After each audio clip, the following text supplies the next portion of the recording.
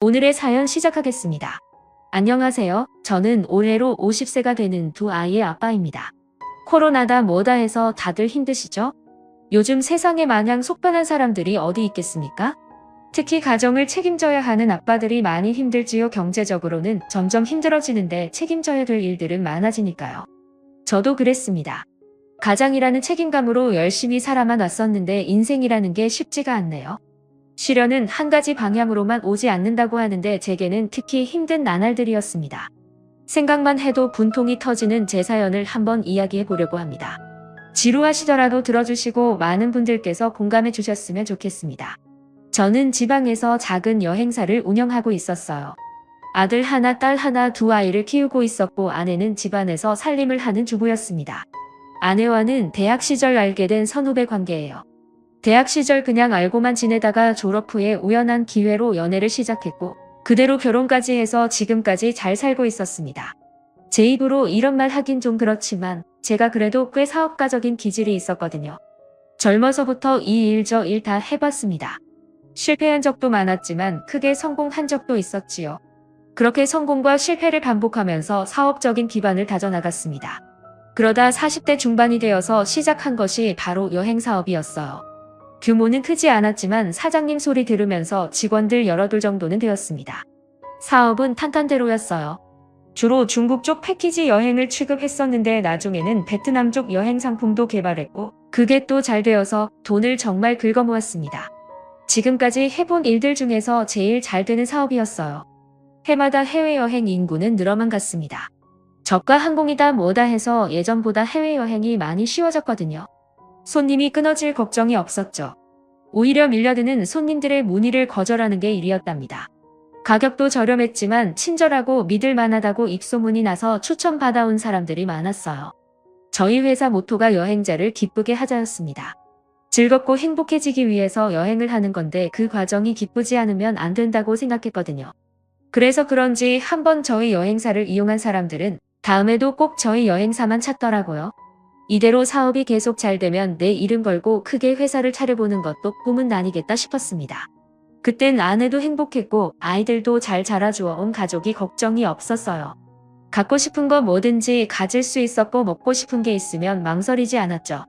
아내도 아이들도 가장으로서 남편과 아빠를 진심으로 좋아해 주었어요.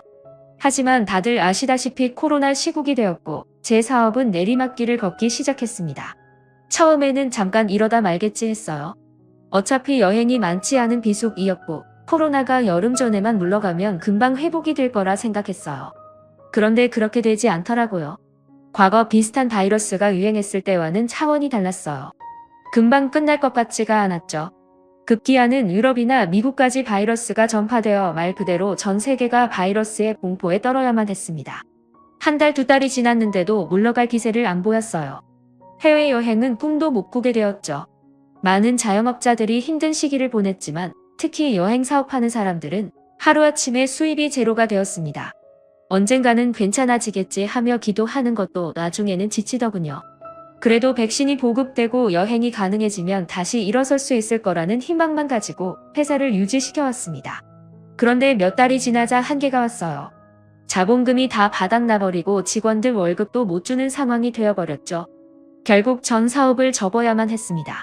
남은 돈으로 직원들을 챙기고 나니 수중에 남는 돈이 하나도 없더군요. 젊은 시절 사업을 여러 번 접어봤지만 그때와는 달랐습니다. 직원들에게 미안하고 가족들 볼 면목이 없었어요. 나이가 들면서 책임감의 크기가 더 커졌더라고요. 더 이상 나 혼자 어떻게든 되겠지 하는 상황이 아니었어요. 아내에게는 모아둔 돈이 있으니 걱정 말라며 거짓말을 했습니다. 어떻게든 해볼 생각이었죠. 그런데 그렇게 사업을 접고 집안에도 돈이 떨어지자 아내는 절 은근히 무시하기 시작했습니다. 그 전까지는 돈 걱정 안 하고 살다가 갑자기 허리띠를 졸라 메워야 하니 그게 힘들었나 봐요. 살림하는 사람이니 쓸 돈이 줄어든 게 더 크게 받아들여졌겠죠. 처음에는 지나가는 말처럼 궁시렁 대더니 나중에는 아예 대놓고 잔소리를 하기 시작하더군요. 돈이 없으면 나가서 막일이라도 하던가 애아빠가 되어서 당신이 왜 그렇게 무능해? 그 소리에 저도 울컥하는 마음이 들더라고요. 무능하다니 지금 이렇게 된 게 내 잘못이야. 그리고 남편이 무슨 돈 벌어다 주는 기계야? 그동안 잘 벌어다 줄 땐 아무 말 안 하다가 돈 딱 떨어지니까 남편을 무능한 사람 취급해. 저도 화가 나서 쏘아붙였습니다. 그래도 가족은 언제나 내 편인 줄 알았는데 돈 앞에서는 아무런 소용이 없더군요. 아내는 그냥 남편이 아니라 돈 잘 벌어주는 남편이 필요했던 거였어요. 아내는 그것이 가장의 의무라고 하더라고요. 의무를 다하지 않는 가장은 가장으로서의 자격이 없다. 라는 말도 하더라고요. 그러다가 저도 아는 사람 이름을 들먹이더군요. 당신 영식이 기억나? 당신 후배였잖아. 걔는 이번에 돈 많이 벌었다더라. 능력 있는 사람들은 어떻게든 돈을 번다고. 그러니까 당신도 핑계대지 마. 라고 하더군요. 영식이는 내 후배이기도 하고 아내의 대학 동기이기도 했어요. 그 이름을 듣자 문득 생각나는 게 있더군요. 몇 년 전 제가 하는 사업이 궤도에 올랐을 때 그 후배가 찾아온 적이 있었어요. 당시 하던 일이 잘 안 풀려서 빚을 지게 생겼다며 돈을 빌려달라 했었죠. 자존심 강하고 늘 자신감에 차 있던 후배였는데 내 앞에 찾아와 고개를 허리까지 숙이더라고요. 그 모습이 안 되어 보여서 이자도 없이 돈을 빌려주었어요. 큰 액수는 아니었지만 후배에게는 목숨과도 같은 돈이었죠. 그 후에 그 돈을 잊고 지냈었는데 아내의 입에서 그 이름을 들으니 그 돈이 생각나더라고요. 받을 생각 없이 빌려준 돈이긴 했지만 지금 내겐 그 돈이 너무 절실했죠. 그래서 다음날 전 후배 영식이를 만나러 갔습니다. 한동안 못 보고 지냈어서 어떻게 사는지도 몰랐는데 아내의 말대로 사업이 정말 잘 되었나 보더군요. 번듯한 사무실에 화려하게 차려입은 후배를 보니 제가 더 초라하게 느껴졌습니다. 후배는 이것저것 취급하는 온라인 유통업을 했었는데 마스크 판매로 대박을 쳤다고 하더군요. 누구는 코로나로 사업이 망했는데 누구는 그게 기회가 되어 큰 돈을 벌게 된 거였죠. 몇 년 전 고개를 푹 숙인 채 나타나 돈을 빌려받던 그 후배가 아니었습니다. 눈빛은 20대 때처럼 자신감이 차 있었고 깔끔한 수트의 손목에는 비싼 시계가 번쩍이더군요. 분명히 내 돈을 받으러 온 건데 마치 내가 돈을 빌리러 온 것 같은 느낌이 들더라고요. 화려한 후배의 모습을 보니 괜히 주눅이 들었습니다. 후배를 만나 돈 이야기를 꺼냈더니 후배가 기억을 더듬는 것 같더니 그 돈이요. 그거 받으러 오셨어요? 선배 요즘 많이 힘든가 봐요. 라고 하더군요. 그러면서 금고를 열어 현금 다발을 꺼내 제게 주더라고요. 빌린 돈이랑 이자 개념으로 얼마 더 넣었어요? 얼마 되지도 않는데 그거 받으러 여기까지 직접 올 줄은 몰랐네. 돈을 받긴 했지만 미묘하게 신경을 긁는 후배의 말투가 괜히 거슬리더라고요. 돈 빌릴 때와 갚을 때 마음 다르다더니 후배가 딱 그랬어요. 몇 년 전에 그 굽신굽신한 태도는 온데간데 없고 다리를 꼬고 앉아 거만하게 저를 내려다보더라고요. 고맙다는 말 정도는 할 줄 알았는데 그런 말도 없었어요. 그러면서 마치 동정하는 듯 말하는 태도가 안을 꼽더군요. 그래도 어쩔 수 없었습니다. 그 돈이 제겐 정말 절실하게 필요했거든요. 선배 그러지 말고 다른 일 해봐요. 그 말에 저는 괜히 기대를 품었어요. 혹시 후배가 같이 사업을 하자는 얘긴가 했죠. 뭐 요즘 배달일 잘 된다던데? 선배 오토바이 잘 타잖아요.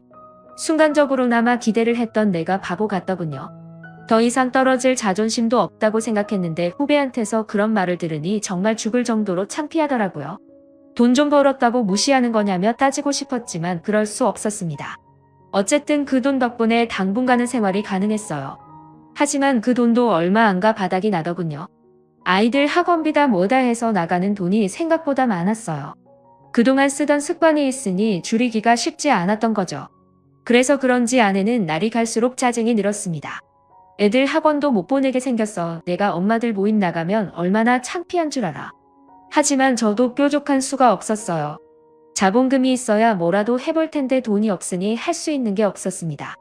돈이 없다는 위기감이 드니 저도 점점 좀스러운 사람이 되기 시작하더군요. 하루는 주말에 가족들끼리 중국 음식을 시켜 먹었어요. 아이들은 탕수육을 좋아했고 저희 부부는 양장피를 참 좋아했어요. 그래서 항상 중국 음식 시켜 먹는 날에는 이것저것 시켜 파티를 열곤 했죠. 아내는 습관처럼 짜장면, 짬뽕 외에 탕수육을 주문하더군요. 그런데 저는 그게 못마땅했습니다. 탕수육은 취소하고 간단하게 먹자 했더니 아내가 갑자기 화를 내더군요. 이제는 탕수육 하나도 못 먹어. 거지도 아니고 이게 사는 거야. 아주 지긋지긋하다. 그러자 저도 울컥하더군요. 지금 우리 분수에 그게 맞다고 생각해? 돈이 없으면 아껴 쓰는 게 당연하지. 언제까지 그렇게 막 쓰고 다닐 거야? 라고 했죠. 사실 저도 그렇게까지 하고 싶지는 않았어요. 하지만 나 혼자만 위기감을 느끼고 있는 것 같아서 억울했어요. 사업 실패 후 아내는 나만 보면 무능력하다며 비난하곤 했습니다. 그러면서 돈을 아껴 쓸 생각은 하지 않더군요. 사실 그런 얘기하는 저도 속이 많이 쓰렸어요. 그깟 탕수육이 뭐라고 그거 하나 못 사줘서 짜증내고 다투는 현실이 비참했죠. 이대로는 정말 안 되겠다는 생각이 들었습니다.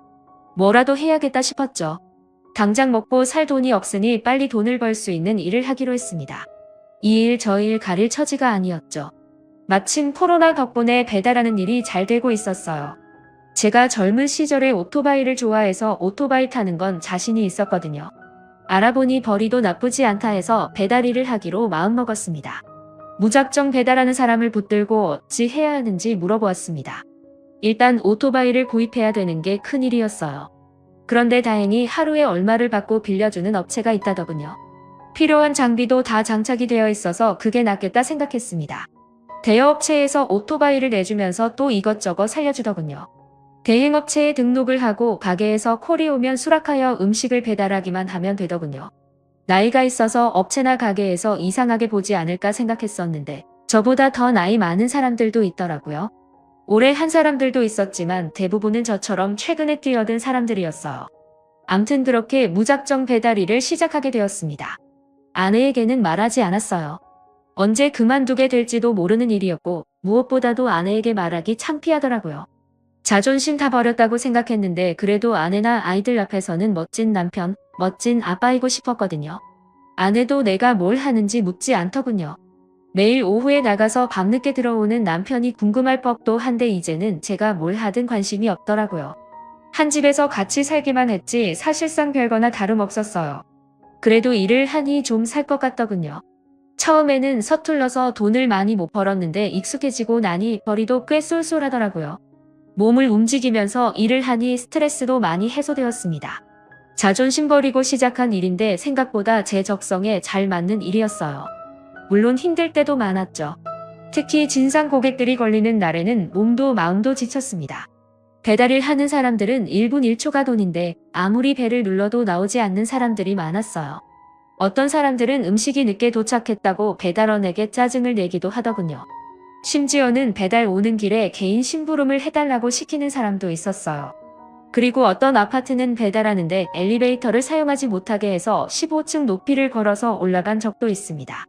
다양한 사람들을 만나다 보니 정말 별일들이 다 생기더군요. 그래도 일한 만큼 돈을 벌 수 있으니 힘들어도 견딜만 했습니다. 예전보다는 많이 부족하지만 그래도 그 돈으로 그럭저럭 버틸 수는 있었습니다. 그런데 어느 날이었어요. 주말 낮 시간이었는데 치킨 가게에서 콜이 와서 수락하고 배달을 하러 갔습니다. 우리 집 식구들이 모두 좋아하는 치킨집 브랜드였죠. 그런데 주소지가 후배네 회사 사무실이었어요. 주소를 확인했을 때는 이미 주문 수락을 해버린 상태라서 취소를 할 수도 없었어요. 이런 걸로 후배의 얼굴을 보는 게 내키진 않았지만 어쩔 수 없었죠. 어차피 마스크를 항상 쓰고 있었고 머리에 헬멧을 벗지 않으면 알아보지 못할 거라고 생각했어요. 솔직히 나도 그랬지만 배달하는 사람 얼굴을 그렇게 유심히 보진 않잖아요. 그래서 괜찮겠다 생각하고 배달을 갔습니다. 금방 주고 나와야지 생각하며 사무실 문을 두드렸어요. 그런데 문이 열리고 치킨을 받으러 나온 사람은 후배가 아니었어요. 그 얼굴을 본 순간 저는 얼어붙고 말았습니다. 바로 제 아내의 얼굴이었거든요. 아내는 저를 못 알아보았는지 치킨을 받아들고 고맙습니다. 수고하세요 라고 하더군요. 후배가 알아볼까봐 헬멧과 마스크로 얼굴을 완전히 가려버린 게 다행이었죠. 저는 닫힌 문을 보고 잠시 멍하게 서 있었습니다. 아내와 후배는 대학 동기라서 모르는 사이는 아니었습니다. 동기끼리 잠깐 만날 수도 있겠지요.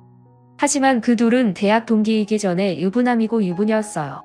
아무리 요즘 세상이 쿨해졌다고 해도 쉽게 만날 수 있는 사이는 아니었죠. 저는 온갖 생각이 다 들었습니다.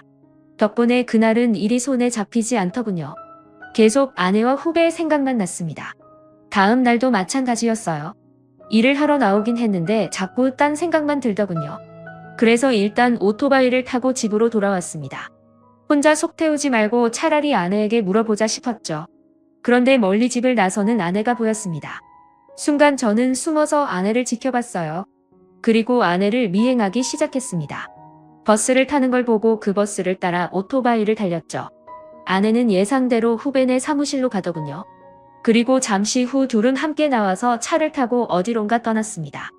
후배가 운전을 하고 아내는 옆자리에 타고 있었어요. 계속 지켜보던 전 그 차를 다시 미행했습니다. 길거리에 널린 게 배달 오토바이라서 그런지 별로 의심하는 분위기는 아니었어요. 미행을 하면서 어디로 가는 걸까 생각했습니다. 제가 걱정하는 그런 사인은 아니길 바라면서요. 그런데 제 바람은 산산이 깨져버렸습니다. 아내와 후배가 탄 차는 한참을 달리고 달려 시내에 있는 한 모텔로 들어서 더더군요. 남녀가 단둘이 모텔을 갔는데 더 생각할 것도 없더군요. 그렇게 의심은 확신으로 변했습니다. 저는 모텔로 들어서는 둘을 몰래 따라 들어가 어느 방으로 가는지 확인하고 일단 물러났습니다. 배달원 복장을 하고 있으니 이럴 때는 편하더군요. 모텔 직원도 저를 별로 의식하지 않더라고요. 암튼 둘의 불륜 장소를 확인한 저는 일단 담배를 한 대 태웠습니다. 마음이 진정되지 않더군요. 그리고 굳게 마음을 먹고 모텔로 들어갔습니다. 아까 확인해 두었던 방 앞으로 가서 무작정 문을 두들겼죠. 누구세요? 안에서 살짝 놀란 목소리가 들리더군요. 틀림없이 아내의 목소리였습니다. 배달이요? 네? 저희 배달시킨 거 없는데? 여기 맞는데 장미모텔 304호 일단 문 좀 열어봐요. 그러자 문이 살짝 열리고 아내가 인상을 쓰며 밖을 보더군요. 전 그 틈을 놓치지 않았습니다. 잽싸게 문을 움켜쥐고 못하게 막았어요. 갑작스런 저의 행동에 안에서는 난리가 났습니다. 당신 뭐야? 후배가 소리를 치더군요. 그때까지 전 헬멧을 벗지 않고 있었거든요. 그냥 웬 미친 배달부가 행패를 부리나 보다 생각했겠지요. 후배와 아내는 이제 막 거사를 치를 생각이었는지 옷가지가 흐트러져 있었어요. 그런 상황에서 낯선 사람이 쳐들어왔으니 놀랄 법도 했겠죠. 당장 안 나가면 경찰 부를 거야? 그제서야 저는 헬멧을 벗고 제 얼굴을 보여주었습니다. 그러자 아내가 헉소리를 내며 주저앉아 버리더군요. 후배도 저를 보고 당황해서 뒷걸음질 쳤습니다. 선배, 저는 그게 아니라. 아니긴 뭐가 아니야. 그동안 쌓였던 울분이 폭발해버렸어요. 벌건 대낮에 남녀가 여기서 이러고 있으면 하나밖에 없지.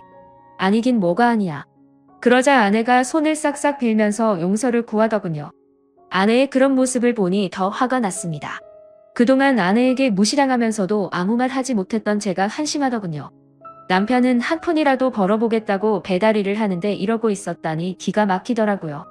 당신 그렇게 나 무시하더니 꼴이 이게 뭐야? 나보고 아빠 자격 없다 했지? 그러는 당신은 엄마 자격 있다고 생각해? 그러자 아내는 포기한 듯 한숨을 내쉬더군요. 그러면서 내게 하소연을 하기 시작했습니다. 그동안 돈 많은 사모님으로 살다가 갑자기 없이 살려니까 미치고 환장할 것 같았대요. 그래도 영식이 만나면서 돈도 쓰고 다니니 숨통이 좀 트이는 것 같더랍니다. 그렇게 몇 번 만나다가 둘은 건너지 말아야 될 강을 건너버렸더라고요. 여보 미안해. 나도 내가 잘못한 줄은 아는데 정말 어쩔 수 없었다고. 그렇게 말하는 아내가 정말 가증스러워 보이더군요. 돈이 뭐라고 아내가 이렇게까지 변했나 싶은 생각에 배신감도 들었고요. 자기 아쉬울 때만 손 내밀고 정작 내가 힘들 땐 차갑게 대하던 후배도 미웠습니다. 내 사정 뻔히 알면서 어떻게 둘이 바람을 피울 생각을 했을까요? 귀신보다 사람이 더 무섭다 하더니 막상 제가 겪어보니 그 말이 무슨 말인지 알겠더군요. 모텔에서 그렇게 난리를 치고 난 후 저는 정식으로 이혼 절차를 밟았습니다. 다행히 아이들도 이해를 해주더군요. 아이들을 봐서라도 열심히 살아야겠다 생각했습니다. 그리고 후배도 가만히 둘 순 없었습니다. 후배 내 와이프에게도 불륜 사실을 알렸어요. 재수 씨는 안 그래도 의심을 하고 있었다며 가만히 안 둘 거라고 하더군요. 아마 집안이 한바탕 난리가 났을 거예요. 그리고 전 얼마 후 배달 일을 그만두게 되었습니다. 소문이 퍼져 제 일이 여기저기 알려지게 되었는데 그 소문을 들은 친구 한 명이 개인적으로 연락을 해오더군요. 그 친구는 통신 부품을 만들어 해외로 납품하는 일을 하고 있었어요. 거래처 중 한 곳이 중국에 있었는데 그쪽을 담당해줄 중국통이 필요하다고 하더군요. 마침 제가 여행사 일을 하면서 중국을 많이 알고 있었고 중국어도 어느 정도는 알아들을 수 있어서 적격이었어요. 친구도 모르는 사람보다는 믿을 수 있는 사람에게 맡기는 게 좋다고 하더라고요. 월급은 많지 않았지만 언제까지 배달 일만 하고 살 수는 없었기에 친구의 제안을 수락했습니다. 다시 일을 하게 된 저는 욕심내지 말고 밑바닥부터 다진다는 결심을 했습니다. 짧았지만 배달 일을 하면서 느낀 바가 많았거든요. 그동안은 사업이 잘 되기만 했어서 초심을 잃었던 것 같더라고요. 힘든 일을 겪고 나니 그게 다 내가 마음을 다잡을 수 있는 계기가 되었습니다. 뉴스를 보면 경제가 어려워지면서 많은 사람들이 고통에 시달리고 있더라고요. 하지만 한 번의 실패를 끝이라고 생각하지 말았으면 좋겠습니다. 사람은 의지와 희망만 있으면 언제든지 다시 일어설 수 있거든요. 2번, 3번 쓰러져도 7번 일어나는 오뚜기 정신으로 모두들 화이팅 하시길 바랍니다. 감사합니다.